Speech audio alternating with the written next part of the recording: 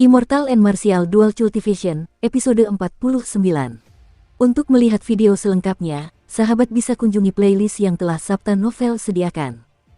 Yuk mari, kita berimajinasi bersama dan masuk ke alur ceritanya.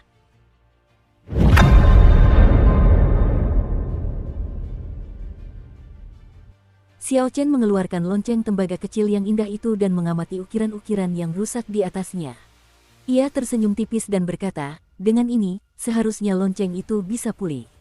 Mengenai tanda-tanda formasi yang kacau, aku bisa memperbaikinya perlahan-lahan di masa mendatang. Ia meletakkan lonceng tembaga di telapak tangannya dan melilitkan indera spiritualnya di sekitar besi astral. Besi astral itu perlahan melayang ke atas, dan api ungu tak terbatas di mata kanannya mulai berputar cepat. Api ungu menyembur keluar dari mata kanannya dan mulai membakar besi astral. Besi astral sangat tahan panas, api biasa tak akan mampu melelehkannya. Saat ini, Xiao Chen sedang membentuk Purple Thunder True Fire Origin. Ia perlu meningkatkan suhu hingga ekstrim sebelum ia bisa melelehkannya. Waktu berlalu dengan lambat, 4 jam berlalu tanpa disadari Xiao Chen. Besi astral di dalam api ungu tidak menunjukkan tanda-tanda perubahan. Keringat membasahi dahi Xiao Chen, menetes tanpa henti di wajahnya. Api yang mengerikan itu membuat wajahnya memerah. Ledakan. Xiao Chen membuang batu roh lain yang kehilangan cahayanya. Ini sudah menjadi batu roh ketiga yang dibuangnya. Dengan menggunakan api sejati guntur ungu begitu lama, ia telah menghabiskan esensinya dalam jumlah yang sangat besar. Sebenarnya, dengan tingkat kultivasi Xiao Chen saat ini, ia terlalu terburu-buru dalam mencoba melelehkan besi astral. Bahkan para kultivator kuno di bumi hanya mampu melelehkan besi astral setelah mereka mencapai tahap Yuanying. Bagaimanapun, besi astral adalah benda luar angkasa, bukan harta karun alam biasa, tidak mudah untuk melelehkannya. Xiao Chen menyeka keringat di dahinya dengan lembut. Namun, ia tidak terlalu khawatir. Ia menatap besi astral yang terus-menerus dipanaskan oleh api ungu dengan penuh tekad. Mati. Setelah Xiao Chen membuang batu roh ke-10-nya, besi astral akhirnya mengalami beberapa perubahan. Cairan merah tua perlahan menetes dan jatuh ke dalam botol giok yang telah disiapkan Xiao Chen sebelumnya. Tepat pada saat ini, sesuatu yang aneh terjadi. Roh jahat yang samar-samar terlihat keluar dari besi astral ke arah Xiao Chen dan meraung kesakitan yang mengerikan. Inilah roh jahat misterius di alam semesta. Hampir setiap keping besi astral memilikinya. Roh jahat itu tidak memiliki wujud fisik, ia hanyalah roh yang melahap jiwa manusia. Teknik bela diri tidak memengaruhinya. Tak seorang pun tahu bagaimana roh jahat terbentuk. Sama seperti efek aneh dari besi astral, mustahil menggunakan logika umum untuk memahaminya. Xiao Chen terkejut, tetapi tidak panik. Ia menduga kemunculan roh jahat. Saat roh jahat membuka rahangnya dan menuju kepala Xiao Chen, 2 sinar ungu tiba-tiba melesat keluar dari mata Xiao Chen. Cahaya ungu itu menembus roh jahat. Begitu menembus, asap hitam mengepul. Roh jahat itu menjerit tanpa henti sebelum akhirnya menghilang. Ini adalah sinar ungu yang ditembakkan Xiao Chen setiap kali ia naik tingkat kultivasi. Xiao Chen tidak pernah tahu apa kegunaannya. Namun, intuisi Xiao Chen mengatakan bahwa itu akan mampu menghancurkan roh penghisap jiwa. Sepertinya ia pernah melihat hal serupa terjadi sebelumnya. Saat ia berencana untuk melelehkan besi astral, Xiao Chen bertekad untuk memanfaatkan perubahan ini untuk membuat terobosan dan melangkah ke ranah martial Grandmaster sambil mengandalkan cahaya ungu untuk membunuh roh jahat. Meski saat ini bukan saat yang tepat untuk maju dalam bidang kultivasi, demi menaklukkan roh jahat luar angkasa, dia tidak punya banyak pilihan. Begitu roh jahat itu dikalahkan, besi astralnya pun meleleh sepenuhnya. Xiao Chen bangkit dan meregangkan tubuhnya, ia tidak terburu-buru memeriksa kultivasinya setelah naik level. Ia segera mengambil botol itu dan mengamatinya. Besi astral yang mampu membesar hingga seukuran gunung kecil ternyata hanya tersisa sekitar 10 tetes cairan merah tua setelah dicairkan. Menetes. Xiao Chen perlahan menuangkan cairan ke lonceng tembaga. Begitu cairan merah menetes ke lonceng tembaga, cairan itu langsung meresap ke dalamnya, rasanya sangat aneh. Setelah semua cairan merah tua itu diinfus, lonceng tembaga kuno itu memancarkan cahaya merah tua. Dengan suara, lonceng itu langsung terbang ke udara. Tanda-tanda muncul di permukaan lonceng tembaga, seolah-olah ada tangan tak terlihat yang mengukirnya. Lubang-lubang dan pecahan lonceng tembaga perlahan-lahan memperbaiki diri. Lonceng tembaga itu memancarkan ki lurus yang samar. Berdiri di sampingnya akan terasa damai. Xiao Chen menunjukkan ekspresi gembira. Sambil menatap lonceng tembaga di udara, ia berkata, ini memang harta karun rahasia yang digunakan oleh para sage kuno. Layak bagiku untuk menghabiskan 10 batu roh untuk ini. Sial. Ketika tanda formasi terakhir pada lonceng tembaga selesai, sebuah lonceng kuno utuh muncul di depan mata Xiao Chen. Dengan suara, "Sua", lonceng itu membesar hingga seukuran manusia dan berdentang panjang. Suara ini begitu damai. Xiao Chen berdiri tepat di bawah lonceng. Ia merasakan kultivasinya yang baru saja ia peroleh sebagai Grandmaster bela diri kelas rendah menjadi jauh lebih stabil berkat dering merdu itu. Xiao Chen mengangkat kepalanya dan melihat bagian dalam lonceng tembaga itu gelap gulita. Kedalamannya tak terhingga. Ia tak bisa menahan diri untuk berpikir, sepertinya ada alam kecil di sana. Harta karun rahasia yang bisa menciptakan dunia kecil, mungkinkah itu harta karun rahasia kelas raja yang rusak? Xiao Chen sedikit mengernyit. Ia menatap ruang angkasa yang dalam dan keraguan memenuhi kepalanya. Sebuah spanduk hitam terbang dari mata Xiao Chen. Spanduk itu membawa indera spiritual Xiao Chen dan memasuki ruang hitam. Ledakan. Dunia yang dilihat Xiao Chen tiba-tiba berubah.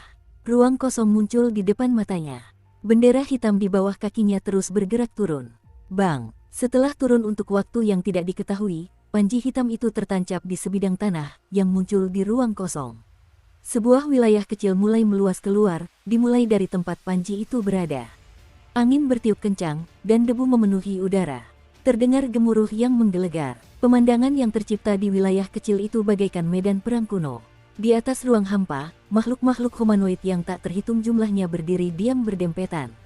Makhluk-makhluk ini memiliki 3 kepala dan 6 lengan, mereka memegang berbagai macam senjata di lengan mereka, dan ki hitam menyelimuti tubuh mereka.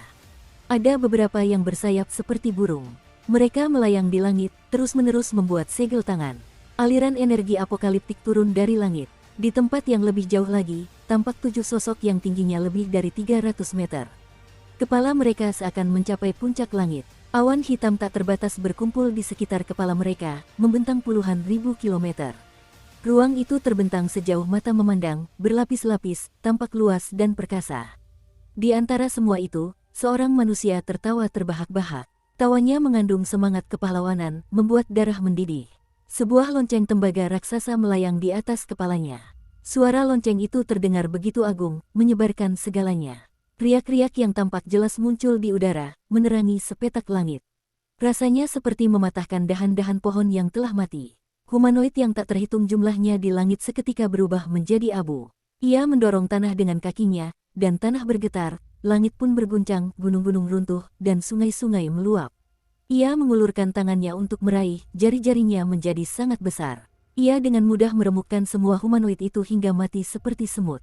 Xiao Chen berdiri di sana tanpa bergerak. Ia berpikir keras sambil berkata dengan kaget, "Ini tangan penakluk naga. Apakah orang ini leluhur klan Yan? Sungguh kekuatan yang mengerikan." Ia berhasil menghancurkan hukum ruang ini hanya dengan satu telapak tangan. Xiao Chen bagaikan penonton yang berdiri di tengah medan perang ini. Ketika pasukan iblis yang diselimuti ki hitam berjalan melewatinya, mereka seolah menyadari keberadaan Xiao Chen. Mereka pun langsung menuju leluhur klan Yan. Namun, leluhur klan Yan adalah eksistensi yang tak tertandingi. Lonceng tembaga di atas kepalanya memancarkan aliran ki kuning gelap dan menangkis semua serangan yang datang. Tak seorang pun bisa mendekat. Akhirnya, di kejauhan, sebuah suara dingin terdengar dari antara 7 sosok besar, harta karun rahasia pertahanan terkuat umat manusia, lonceng Kaisar Timur. Saat suara itu terdengar, ketujuh sosok raksasa itu bergegas keluar. Mereka melangkah lebar dan tiba di hadapan leluhur klan Yan dalam sekejap. Orang-orang di sekitarnya segera mundur. Terdengar suara keras, dan sebuah lubang besar muncul di angkasa. Lonceng Kaisar Timur berdentang tanpa henti. Leluhur klan Yan bertarung 1 lawan 7, tetapi ia sama sekali tidak dirugikan. Namun, seiring berlanjutnya pertempuran, retakan mulai muncul pada lonceng Kaisar Timur. Di saat-saat terakhir, lonceng itu tak mampu lagi bertahan, dan semua tanda formasinya hancur total. Dengan suara dentuman keras, lonceng itu berubah menjadi lonceng kecil yang indah dan jatuh ke tanah, mendarat di dekat kaki Xiao Chen. Leluhur klan Yan memuntahkan darah sambil tertawa terbahak-bahak dan tubuhnya tiba-tiba meledak, ia telah meledakkan dirinya sendiri. Dalam sekejap ledakannya, medan perang kuno lenyap tanpa jejak. Daratan tak berbatas itu hanya menyisakan lonceng tembaga kecil nan indah, membuktikan semua yang terjadi adalah nyata. Xiao Chen mengambil lonceng tembaga itu dan menyeka debunya. Ia mengirimkan seutas sens spiritual ke dalamnya dan menemukan tidak ada jejak-jejak yang ditinggalkan oleh leluhur klan Yan. Ini jauh lebih mudah diatasi. Xiao Chen meninggalkan indera spiritualnya di dalamnya, mengubahnya menjadi sebuah tanda saat perlahan menyatu dengan lonceng Kaisar Timur. Kemudian, ia mengendalikan panji hitam untuk memecah ruang dan pergi. Ketika spanduk hitam itu memasuki mata Xiao Chen, indera spiritual Xiao Chen kembali ke tubuhnya. Ketika ia menatap lonceng Kaisar Timur di langit lagi, Xiao Chen memiliki koneksi misterius dengannya. Sambil melambaikan tangannya, lonceng tembaga raksasa itu menyusut seukuran jari dan mendarat di telapak tangan Xiao Chen. Ia bergumam, lonceng Kaisar Timur. Senjata rahasia pertahanan terkuat umat manusia. Kira-kira berapa persen kekuatannya yang bisa digunakan sekarang? Xiao Chen menyimpan lonceng tembaga itu ke dalam cincin semesta dan meninggalkan formasi ilusi. Jika ada seseorang di sekitar, mereka akan terkejut menemukan tubuh Xiao Chen muncul entah dari mana. Hah! Dukung terus channel YouTube Sabta Novel. Terdengar desahan samar yang sampai ke telinga Xiao Chen. Ekspresi Xiao Chen berubah muram, dan ia memperluas indera spiritualnya. Sejak meninggalkan kediaman Tuan Kota, ia merasa seperti ada seseorang yang mengikutinya. Namun, itu hanyalah perasaan yang samar. Kini setelah menjadi seorang martial grandmaster, persepsinya telah meningkat secara signifikan. Perasaan ini kini semakin kuat. Ia mengamati area itu dengan saksama menggunakan indera spiritualnya beberapa kali, tetapi tidak menemukan siapapun. Xiao Chen ragu-ragu, mungkinkah aku terlalu berlebihan? Jika memang ada seseorang, dia pasti sudah ditemukan oleh indera spiritualku sejak lama.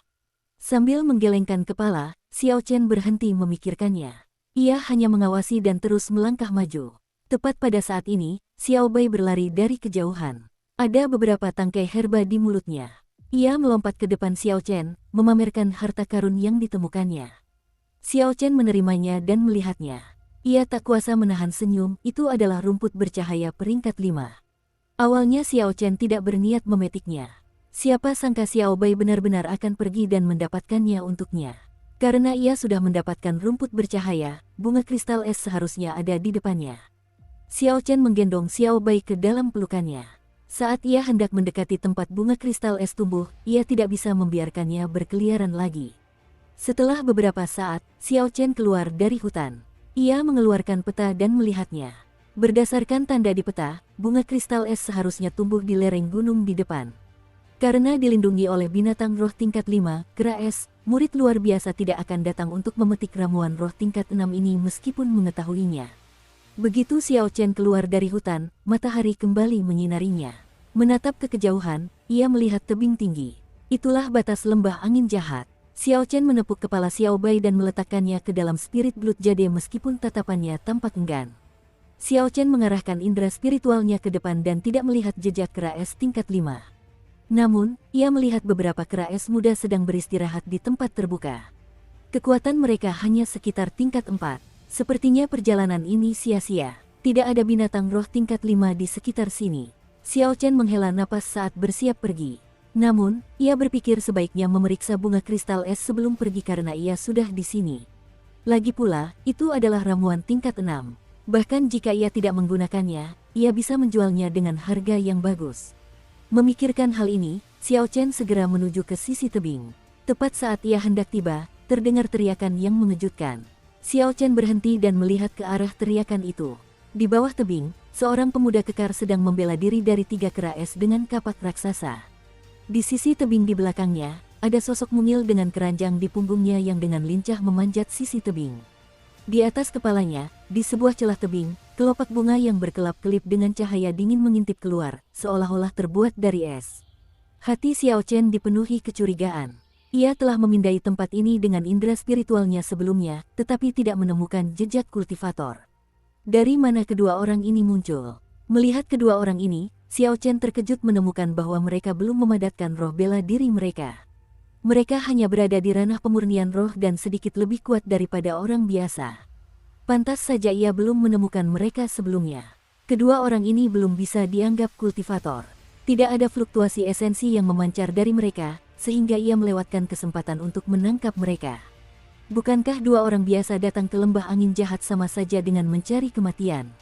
Kata Xiao Chen dengan nada sedikit menegur, orang-orang ini memperlakukan hidup mereka terlalu enteng. Gadis di sisi tebing itu berada sedikit di bawah bunga kristal es, sedikit lagi dan dia bisa memetik bunga kristal es. Namun, tepat pada saat itu, seekor kera es muda menerobos pertahanan pemuda kekar di bawah. Ia langsung melompat ke tebing, tiba di belakang gadis itu dengan beberapa lompatan. "Tidak!" teriak pemuda kekar yang berjaga di bawah. Matanya merah saat ia melemparkan kapak besar itu ke arah si kera es. Si kera es menghindar dengan lincah, menghindari kapak raksasa itu. Ia merentangkan tangannya dan meraih gadis itu. Ketika gadis itu menoleh ke belakang, ia memucat ketakutan. Kehilangan pijakannya, ia pun jatuh. Karena kini ia tak bersenjata, pemuda tegap yang tergeletak di tanah itu dihempaskan ke tanah oleh dua kera es. Ia langsung berlumuran darah. Sungguh pemandangan yang mengerikan. Penghindaran petir, kilatan petir menyambar, dan Xiao Chen langsung tiba di hadapan pemuda itu. Cahaya pedang sepanjang 66 cm menyambar pedang bayangan bulan. Ini adalah pertama kalinya Xiao Chen benar-benar memadatkan cahaya pedang, sesuatu yang hanya bisa dilakukan oleh Grandmaster bela diri. Puci, cahaya pedang itu tanpa ampun menebas ke arah kera es yang sedang memukuli pemuda kekar itu, memutuskan lengannya. Akan tetapi, es yang keras segera menutupi tubuhnya, menghentikan bilah pedang itu untuk bergerak lebih jauh. Xiao Chen agak terkejut karena ia tidak berhasil mengiris tubuh kera es itu. Kera es yang lengannya terpotong itu melolong kesakitan. Bersama kera es lainnya, ia menyerang pemuda yang terbaring di tanah. Ki dingin muncul di telapak tangan kedua kera. Tatapan mereka berubah tajam, dan mereka menghantam Xiao Chen dengan telapak tangan mereka yang membeku. Xiao Chen mundur sedikit sementara sambaran petir turun dari langit, berkumpul di bilah pedang. Pedang bayangan bulan menciptakan cahaya busur ungu dengan kilatan listrik di atasnya. Dalam sekejap, Xiao Chen menebas dada kedua kera es itu secara horizontal. Cahaya listrik langsung menghantam kedua kera es itu. Xiao Chen tidak melanjutkan serangannya. Ia menatap gadis yang jatuh di udara, dan sebuah kapal perang perak muncul dari matanya, menangkapnya. Kera es di sisi tebing meraung dan menyerbu Xiao Chen. Xiao Chen memasukkan pedang bayangan bulan ke sarungnya. Naga merebut tangan. Sebuah tangan hitam raksasa muncul entah dari mana, membawa kekuatan yang tak tertandingi. Tangan itu menghantam kera es ke tebing dengan keras. Telapak tangan kekepalan. Tangan hitam raksasa itu mengepal erat, seolah penuh kekuatan, saat ia menghantam kera es di sisi tebing dengan keras. Suara keras menggelegar tanpa henti, dan sisi tebing terus bergetar saat pecahan-pecahan batu berjatuhan dari dindingnya. Setelah menghantam kera es dengan keras, sebuah lubang besar muncul di sisi tebing. Darah menetes dari sudut bibirnya. Anehnya, tubuhnya belum berubah menjadi bubur dan tampak sama seperti sebelumnya. Sungguh tangguh, geram Xiao Chen sambil mengerutkan kening. Dia mengeluarkan Lunar Shadow Saber dan menancapkannya ke tanah sebelum mengeluarkan Soul Slayer Bow dan Essence Light Arrow. Terdengar desingan saat auranya melesat maju, bagai meteor yang menembus langit ketika ia menembakkannya. Panah secepat kilat itu melesat menuju kera es yang memanjat keluar dari lubang dengan suara dentuman. Panah cahaya esensi menembus leher kera es dan menancapkannya di tebing. Kera es itu sudah mati suri. Dengan kecerdasan mereka yang tajam, ketika dua kera es lainnya melihat apa yang terjadi pada rekan mereka, mereka segera berbalik dan melarikan diri. Xiao Chen menatap mereka dengan acuh tak acuh sebelum memasang dua panah cahaya esensi pada busurnya. Anak panah itu bergerak sangat cepat, menembus udara, dan tiba seketika. Mereka menembus jantung para kera es, meninggalkan lubang besar di tubuh masing-masing. Dengan suara dentuman keras, mereka jatuh ke tanah. "Terima kasih, dermawan, karena telah menyelamatkan hidupku." Pemuda kekar yang penuh luka itu merangkak dan mengucap syukur. Xiao Chen berdiri di sampingnya, tetapi meskipun tingginya 1,8 meter, ia sebenarnya lebih pendek satu kepala darinya. Xiao Chen memandangi wajahnya, menyadari bahwa ia tampak sangat murni dan jujur. Usianya kemungkinan besar tidak lebih tua dari Xiao Chen. Namun, Xiao Chen memiliki banyak pertanyaan tentang apa yang mereka lakukan di lembah angin jahat. Mereka bahkan belum memadatkan roh bela diri mereka, jadi apa yang mereka lakukan di sini? Xiao Chen melambaikan tangannya, dan sebuah perahu perak terbang mendekat dan mendarat perlahan. Gadis di atas perahu itu segera melompat turun. Melihat pemuda itu penuh luka, Xiao Chen mengeluarkan 2 pil penambah darah dan menyerahkannya kepadanya. Ia berkata, "Oleskan satu di bagian luar dan makan yang satunya. Pil itu akan mengobati luka di tubuhmu. Meskipun lukanya tidak fatal, jika tidak diobati, waktu pemulihannya pasti akan sangat lama." Pemuda itu menggelengkan kepala dan menolak, "Tidak perlu, pil obat ini pasti sangat mahal. Cedera ini tidak masalah." Namun, gadis di belakangnya menerimanya. Ia berkata dengan lembut dan anggun, "Dermawan, jangan dengarkan omong kosong Shaoyang. Jika luka serius seperti itu tidak diobati, pemulihannya akan memakan waktu lama." Xiao Chen tersenyum tipis, lalu kembali menatap perahu perak itu. Ia tidak berkata apa-apa dan pergi.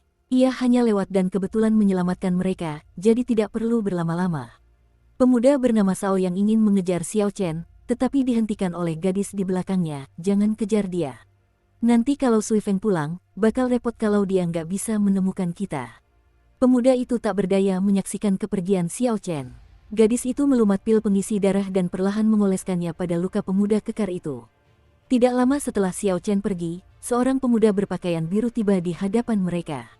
Melihat luka Shaoyang, ia segera bertanya apa yang terjadi. Setelah memahami situasinya, ia segera mengejar ke arah Xiao Chen.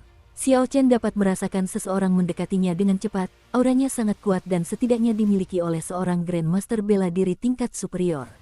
Xiao Chen bersiap-siap sambil berhenti dan berbalik. Ketika pemuda berbaju biru itu melihat Xiao Chen berhenti, ia bergegas menghampiri dan berkata, "Saya Liu Suifeng. Bisakah Anda memberitahu saya nama Anda? Anda telah menyelamatkan kedua teman saya, jadi saya akan membalas budi Anda di masa mendatang." Pemuda ini tampak mengesankan, dengan raut wajah yang penuh ketulusan. Kata-katanya yang tulus telah menghilangkan keraguan Xiao Chen. Xiao Chen menjawab dengan acuh tak acuh, "Ye Chen, aku hanya membantu saat aku lewat. Tidak perlu menganggap masalah ini terlalu serius."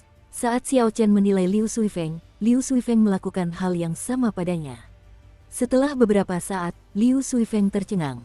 Orang di depannya hanyalah seorang Grandmaster bela diri kelas rendah, namun ia mampu mengusir 3 kera es muda dengan mudah. Orang ini jelas bukan orang biasa. "Apakah saudara Ye dari sekte luar paviliun pedang surgawi?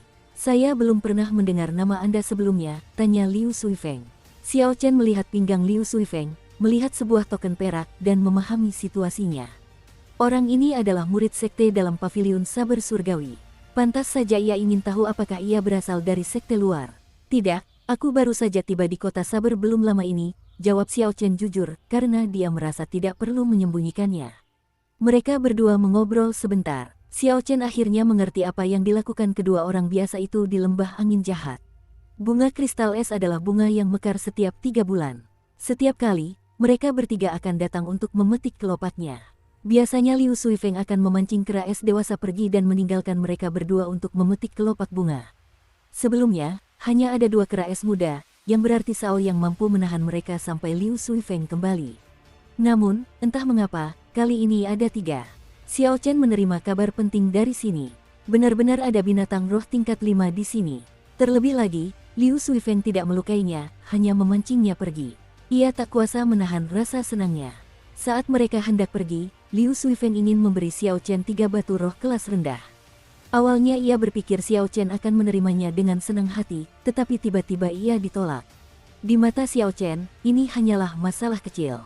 Ia sungguh tak sanggup menerima hadiah sebesar itu. Terlebih lagi, ia ingin berteman dengan orang ini. Jika ia memasuki sekte dalam, interaksi dengan orang ini di masa mendatang mungkin saja terjadi. Melihat Xiao Chen tidak mau menerima, Liu Suifeng tidak melanjutkan. Ia berpamitan dan pergi, tetapi ia berjanji akan membantu Xiao Chen semampunya jika suatu hari ia membutuhkannya. Setelah mendapat kabar tentang binatang roh tingkat 5, Xiao Chen tidak terburu-buru pergi. Ia menunggu mereka bertiga memetik kelopak bunga kristal es sebelum menampakkan diri. Melihat kera es terjepit di dinding, Xiao Chen berpikir sejenak. Kemudian, ia menggali inti roh di dalam kedua kera es di tanah sebelum membakar tubuh mereka menjadi abu. Setelah melakukan semua ini, Xiao Chen melompat ke lubang di tebing. Ia mengangkat mayat kera es muda dan meletakkan sekitar 10 jimat atribut petir di punggungnya. Kemudian, dia melompat turun dan bersembunyi di semak-semak, menarik auranya sepenuhnya.